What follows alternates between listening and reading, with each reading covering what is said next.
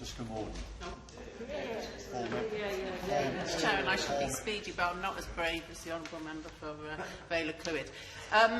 Thank you, Chair. Very pleased to take part in this debate because, as speakers on this side of the House have said repeatedly today, the Union, far from being strengthened, is being weakened by the antics of this government and by the events that we've seen over the past weeks. And this lack of integrity and trust, particularly in the Prime Minister, is damaging the confidence in government. And as my honourable friend said in her opening remarks on this side, we believe the Union is strengthened when we cooperate across the UK, share wealth according to need, and all the energies of the government, on all governments, must be on recovering from the pandemic, tackling climate change, tackling the cost of living crisis, only set to get worse in April when national insurance contributions are cranked up to record levels, a measure we should remind ourselves that members opposite supported. Many of us won't recognise the rosy picture and list painted by the Secretary of State earlier. I want to focus on some practical examples in Newport East where the government could do much better, could perform much better by cooperating and working collaboratively with the Welsh Government for our communities, which is, after all, what we're here for.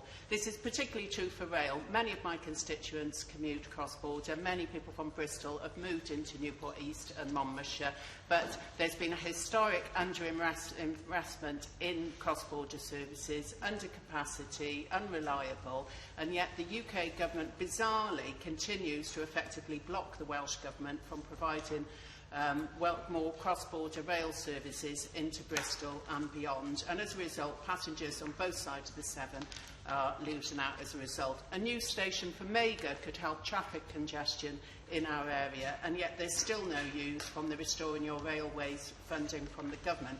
And as the Burns Commission and the Hendy Review note, we need to upgrade and reconfigure the relief rail lines, which is a job for UK government too, but no news on that. All local examples of UK rail underinvestment in Welsh rail. We have 11% of the rail network, but just 2% of rail enhancement funding and no share of HS2 funding.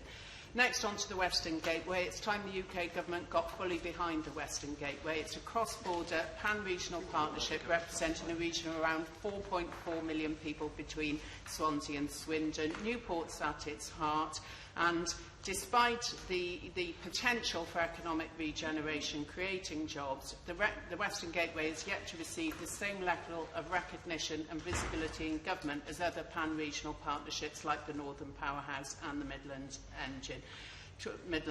2022 should be the year when the government gets to grips with this, including an assigned ministerial champion in government, and I hope ministers opposite will get moving with the Department for Levelling Up Housing and Communities to get on. I won't on this occasion because we've got others who want to speak. On levelling up, we all await the white paper, and you know, we're all aware that there's no definition and no plan, and whatever levelling up really means, and it's clear that no one in the government knows, we do know we're going to get less and we're going to have less of a say. Wales will only receive 46 million this year compared to the 375 million we would have received through EU structural funds. And it's always worth remembering we were promised we would get not a penny less. And on steel, can I say, whilst this government, noticeably absent from the Secretary of State's opening remarks, whilst the Welsh Government uses the levers it has to help our steel industry, this government has failed repeatedly to address sky-high energy costs, unlike the Spanish and Italian other countries who step in and help. Fail to come up with an industrial policy. We get warm words on procurement, little in terms of helping our industry transition, and no news on what the government's going to do to lift tariffs. The world can't decarbonise without steel. Other governments can step in to help industry. Why won't ours?